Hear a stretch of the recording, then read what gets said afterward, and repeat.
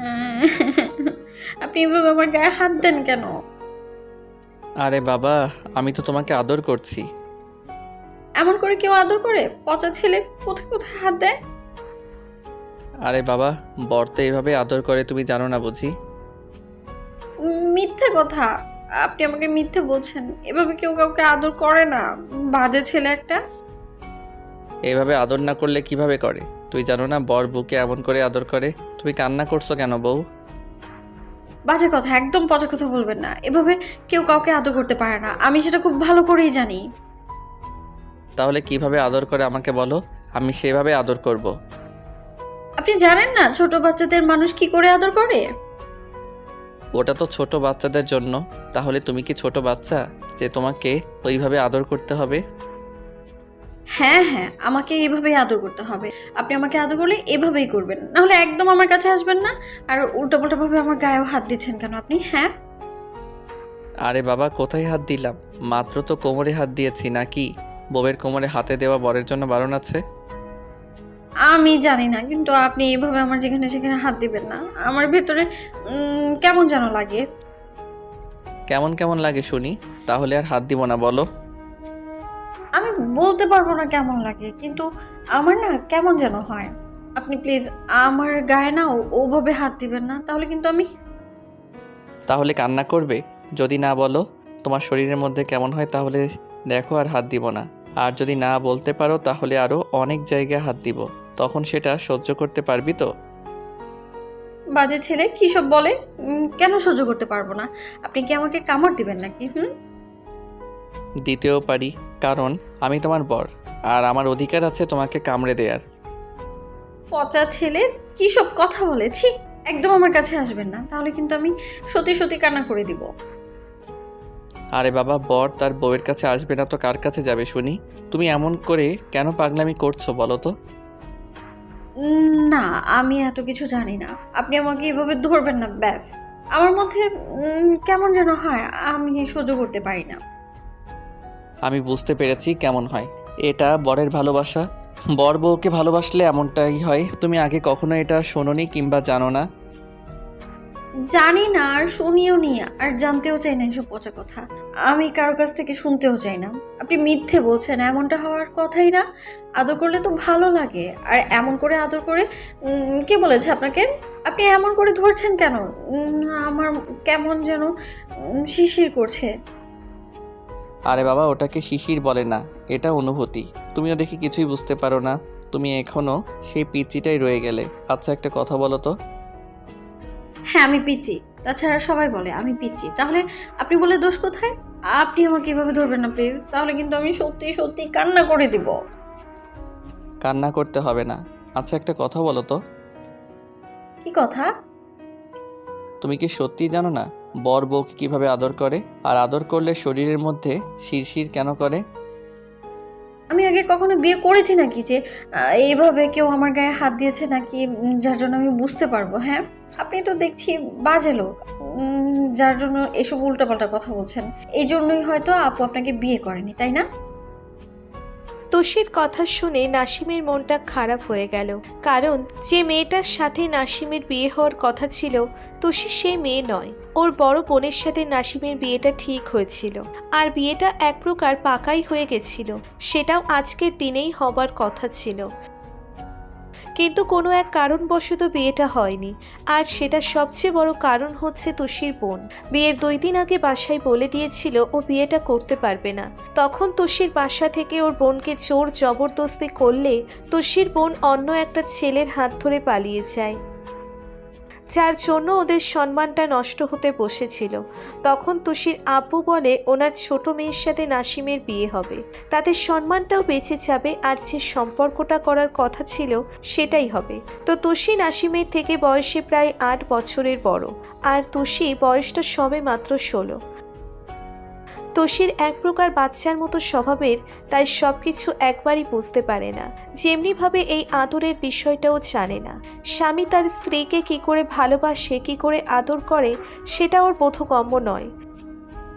নাসিম বুঝতে পারছে তোষি হয়তো সত্যি সবটা জানে না, তাই নাসিম ওর থেকে কিছুটা দূরে গিয়ে তারপর ওর একটা হাত ধরলো, দুই হাতের মুঠোয় নিয়ে বলতে লাগলো, শেষ পর্যন্ত তুমি আমাকে এরকমভাবে কথাটা বলতে পারলে?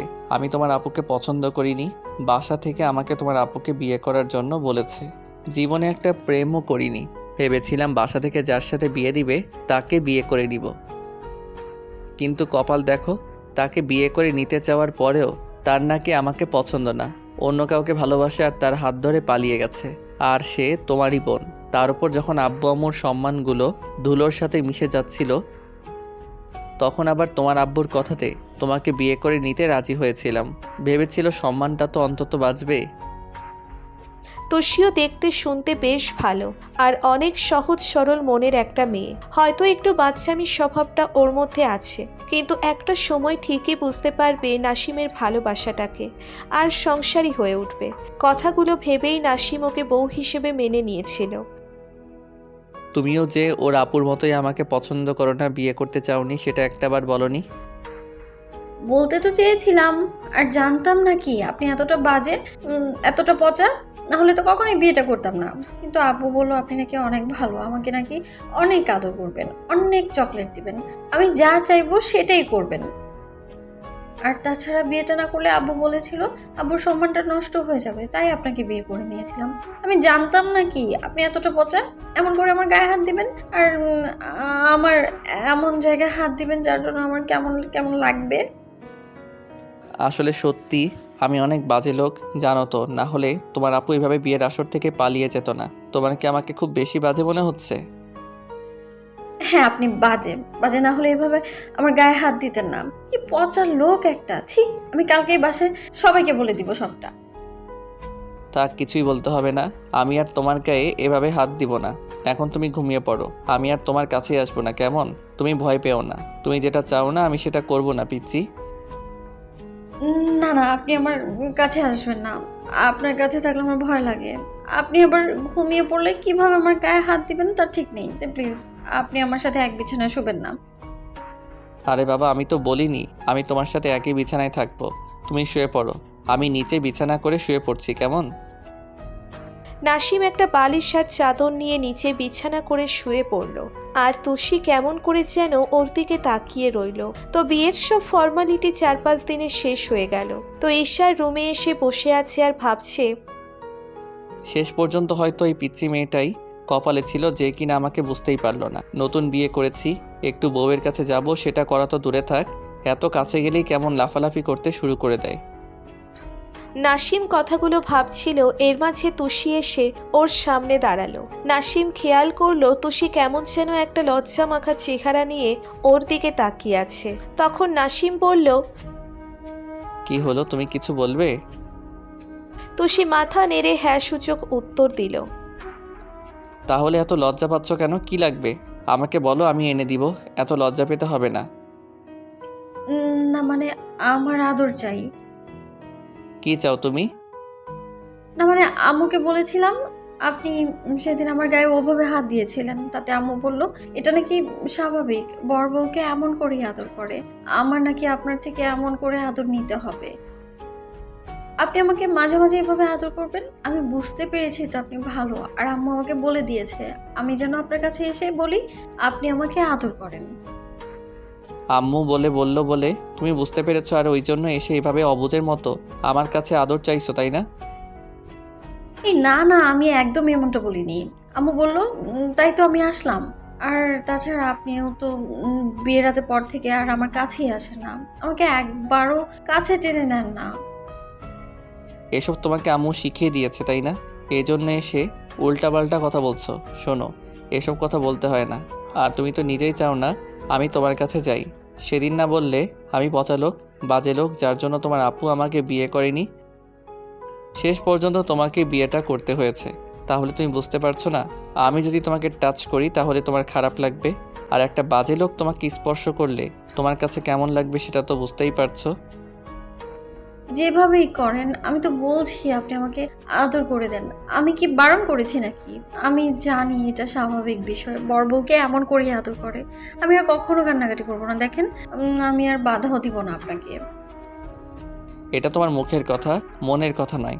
আম্মু তোমাকে সবটা শিখিয়ে পড়িয়ে দিয়েছে, ওই জন্য বলছো। শোনো, এত বাচ্চা সাজতে হবে না। তুমি সবটাই বোঝো আর সবটাই জানো, আর একটা সময় আরও বুঝতে পারবে। আমি চাই না কারো ইচ্ছার বিরুদ্ধে তাকে স্পর্শ করতে। অন্য কিছু বলার থাকলে বলো। তার মানে আপনি আমাকে আদর করবেন না, তাই তো? একটুও ভালোবাসবেন না, তাই তো? না, আপাতত এখন অন্তত নয়, কারণ তুমি এখন বুঝতে পারছো না স্বামীর ভালোবাসাটা কেমন হয়। নাসিম তুষিরকে রেখে রুম থেকে বেরিয়ে যায়। এভাবে প্রায় 6টা মাস কেটে গেল, কিন্তু তুষি যেন নাসিমের থেকে দূর থাকতে পারলেই বাঁচে। আর নাসিম বুঝতে পারছিল তুষি ওর ভালোবাসাটা বুঝতে পারে না।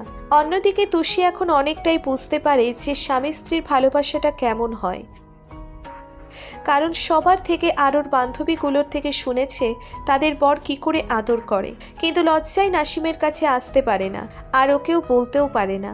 অন্যদিকে নাসিম 6টা মাসে তুষিকে অনেক বেশি ভালোবেসে ফেলেছে।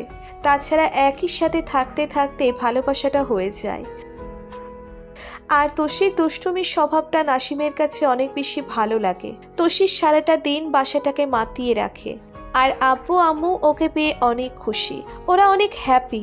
কিন্তু মাঝে মাঝে নাসিমকে ওরা জিজ্ঞেস করে ওদের বেবি হবে কবে। কিছু বলতে পারে না নাসিম, শুধু আব্বু আম্মুকে কিছু একটা বলে কাটিয়ে দেয়। প্রত্যেক দিনের মধ্যে আজকেও খাবার টেবিলে আম্মুর সেই একই প্রশ্ন। তুষি নাসিমের থেকে কিছুটা দূরে দাঁড়িয়ে হাত কচলে যাচ্ছে। তখন আম্মু নাসিমকে উদ্দেশ্য করে বলতে লাগলো, আব্বু, একটা কথা বলবো? হ্যাঁ বলো। আমার কাছে কথা বলতে তোমাকে আবার পারমিশন নিতে হবে? তা হয়তো নিতে হবে না, কিন্তু যে কয়বার তোমাকে এই কথাটা বলেছি তুমি ততবার এড়িয়ে যাওয়ার চেষ্টা করেছো।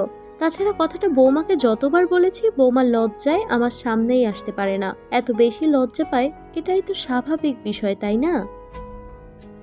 কোন বিষয় সেটা তো বলবে, তা না করে তুমি কথাগুলো কেমন গোলাটাই করছো? বললাম তোমাদের তো বিয়ের 6টা মাস হয়ে গেল, কিন্তু এখন অবধি আমরা শুনতে পেলাম না।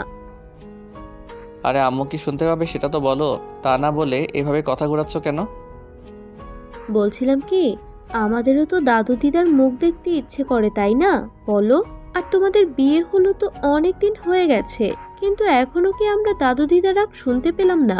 তাহলে কি আর আমরা তাদের ডাকটা শুনতে পারবো না বলো? আম্মুর কথায় নাসিম ফ্যালফ্যাল করে ওনার দিকে তাকিয়ে রইল।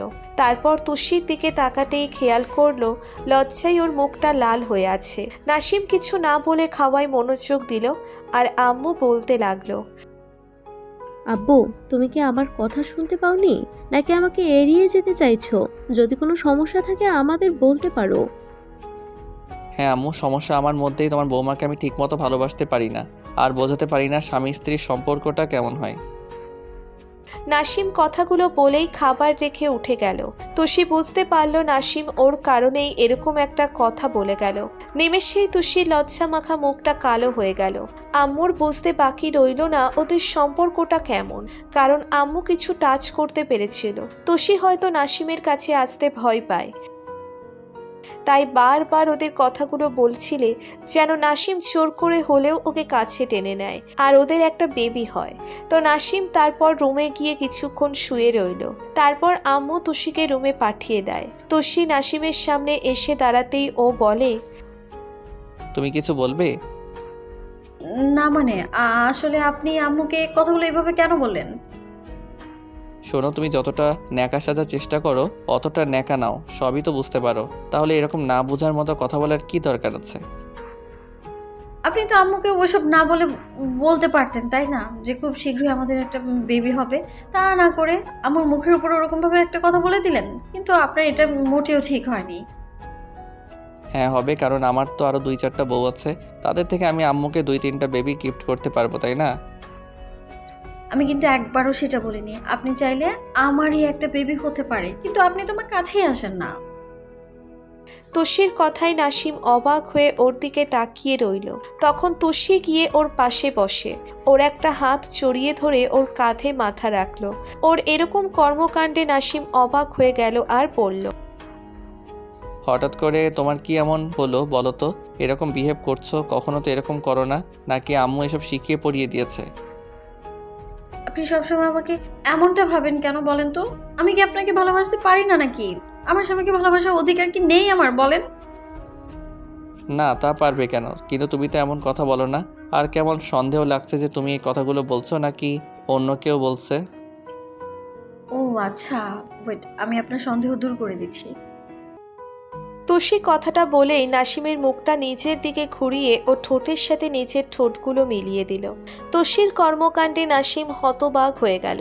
এবার তুষি নাসিমের একটা হাত দিয়ে নিচের কোমরে রাখল, যার জন্য নাসিম আর থাকতে না পেরে ওকে নিজের কাছে টেনে নিয়ে তারপর ওকে ভালোবাসার স্পর্শ দিতে লাগলো।